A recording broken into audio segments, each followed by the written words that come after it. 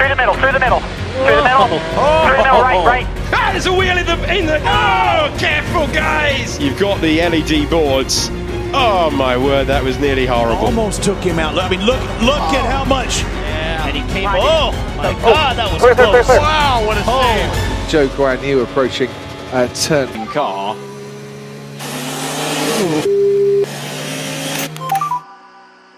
Start finish now, quite a few of them. What the f was that? Oh, wow. What the f is this guy doing? Over to the Corvette racing team for 2024.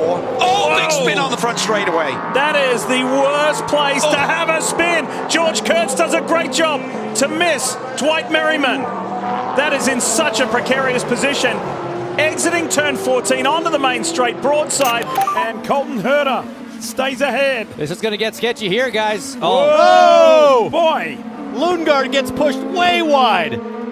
That was super sketchy. From Ryan Hunter-Reay, and here's the blend on board Felix Rosenquist. Oh my goodness. To the apex as Lundgaard, we get a replay. Oh, the closing rate, insane. You learned a lot about the bravery of Christian Lundgaard right there, didn't you? Yeah, he went a little bit wide, but managed to keep the position. So well done to Christian Lundgaard. Yeah, well, let's just watch and hold our breath. How much do we love this? Oh, dearie me, Marquez! Unbelievable! Marc Marquez is taking unbelievable risks. This guy can win the MotoGP World Championship by sitting for a safe second place behind Johann Zarco, and he lays it all on the line. That was so close to disaster. You have got to admire the risk taking. This first sector, Martin, that's where Hamilton seems to have a real advantage.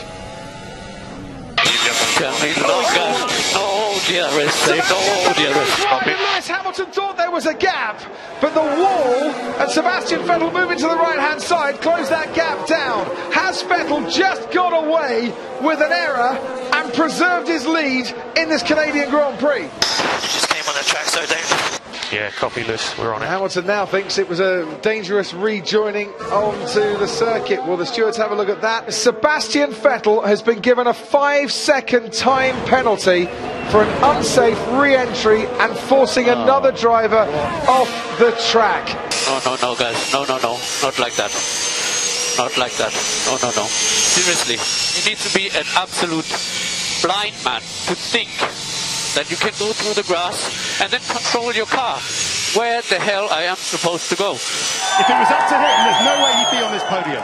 Ted, you can't see this, I don't think, but Sebastian Vettel taking the number 2 from where his car... Charlotte Motor Speedway do a seat fitting. Oh, Colton Herta almost in the wall. Plenty of space. Oh, I take it back. Not plenty of space. That's commitment. Now ready to attack. Wait, what's the problem? Took it. Ah, there's a wheel in the, oh, careful guys! My word, that was so close. It was in the middle. Oh, the wheel came loose from the car in front, and then the man checked. That's going to be a penalty and a fine. Oh, my good word. reaction from the driver, and Yeah, just stop before the mechanics were really well done. Absolutely magnificent stuff from Marcello. He was aware. Oh, dear. I'm watching that through my fingers. Could have been really nasty. And it is a car with a problem. It is Mikko Eskellinen's car, which has got Max Ebernahl at the wheel of it, and it's another puncture. I was right, that was the car we saw at the top of the hill. It did look low. Now we've had one here, and way wide, and almost disaster there for Alberto Di Folco. Right on the tail he was of Afit Yazid, and completely unsighted came across this limping car of Max Ebernahl that was doing the right thing and trying to keep out of the way, but unfortunately it was on the racing line as they came out, because Yazid is on the limit, so his line's going to bring him out wider. But then, as Di Folco thinks, I need to get back on the track here, he suddenly finds a car virtually at walking pace, and there, Max Ebernahl has made it back with what's left of the tyre. Possibly not against Rosberg, almost certainly not. Oh, that looks a bit close. Oh dear, and that's Magnussen having a stamp on his brakes, as out came the Toro Rosso, and that looked pretty unsafe. He'll be in for a penalty on that one. There's no doubt about that as an unsafe release. Alex Palou debated it until the very last moment. He gets off the wet Firestones back onto the primaries. Oh no! Oh no! the gun, the wheel gun, and it threw him into the wall. One of the pit crew members was scrambling. And they just didn't get the gun back fast enough. Look at how quick the reaction was. Oh, my goodness. So close for the high V members there. Hard that is, or cold. Here's what happened then. Apply the throttle and whoa! Wow. Wow. Manzi's looking at him going, oh no! That was magic. That. Oh my goodness. I hope we can chop that up into so many different angles, because that is just...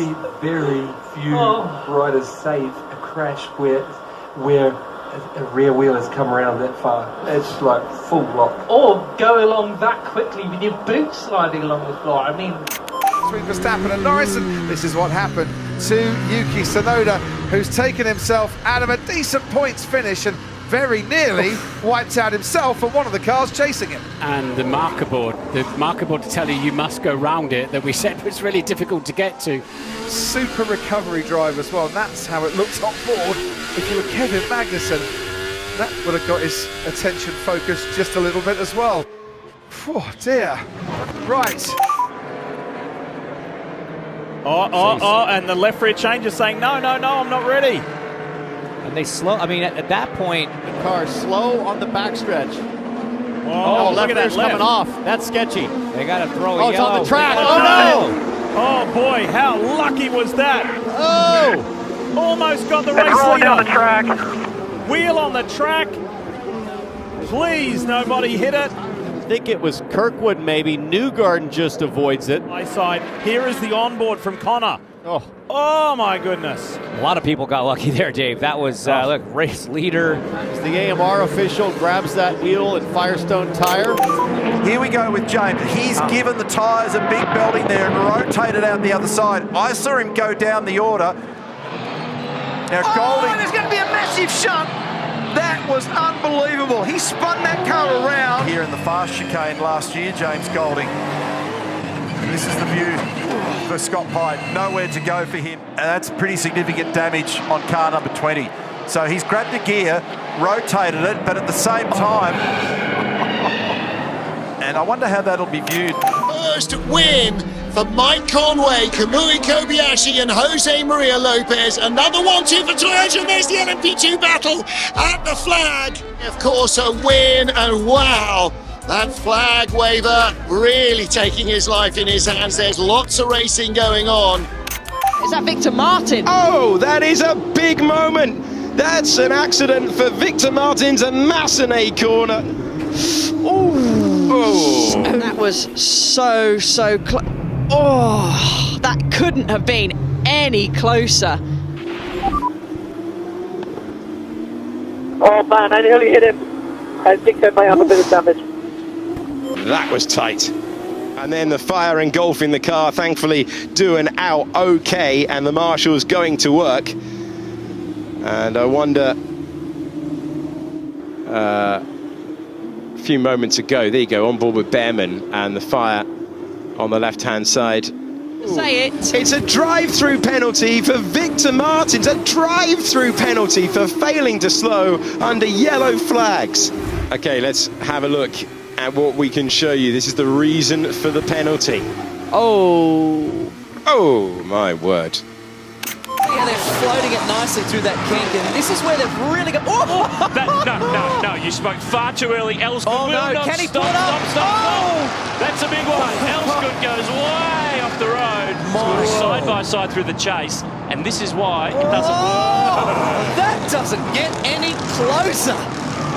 That was my goodness. That was nearly some serious T-bone work there. You know when you talk too soon? Look at Courtney, he can't believe what he's witnessing. Tight Hulkenberg. Check out your boss safety car line 1 twice. You don't need to follow the delta anymore. You don't need to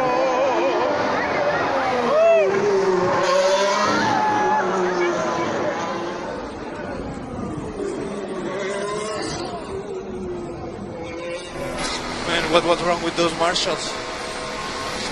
I nearly killed them. Going for it. Oh, inside now. Colton Hurd. No way! He's gonna wreck them both. Oh man, Colton Hurd and Dixon running the wall. Get to the bottom. Oh, clear. Clear, you're clear. Hustle. Yellow. Oh my God, that was Clear. close. Wow, what a save. What a save from Rossi. I've never seen that. Complete opposite lock. One-hander. He's reaching for the wheel, wasn't he? He was trying to grab it back. I think you avoided everything, Alex. Everything's fine. Nice job, buddy. Nice job. No how. Nor do I, but you did it. That's what matters. Let's have a look at it again. This was Io. This was him leading the battle for 8th place. He's now going to lose the rear. There you go.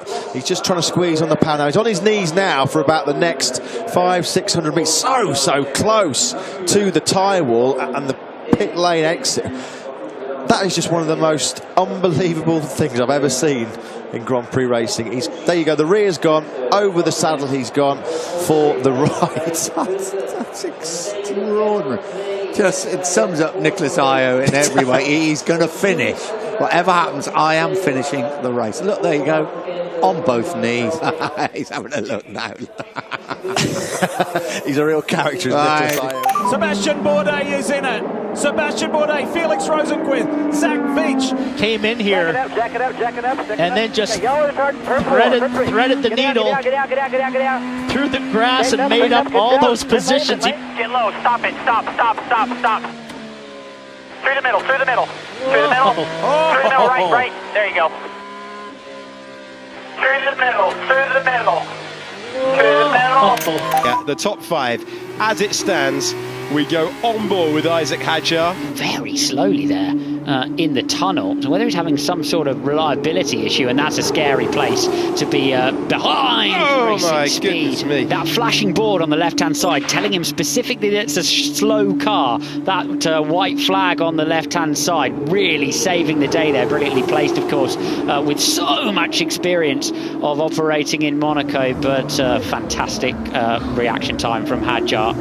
Yeah, and every single driver watching that knows how hard it is to do. Nearly had a massive crash in the tunnel.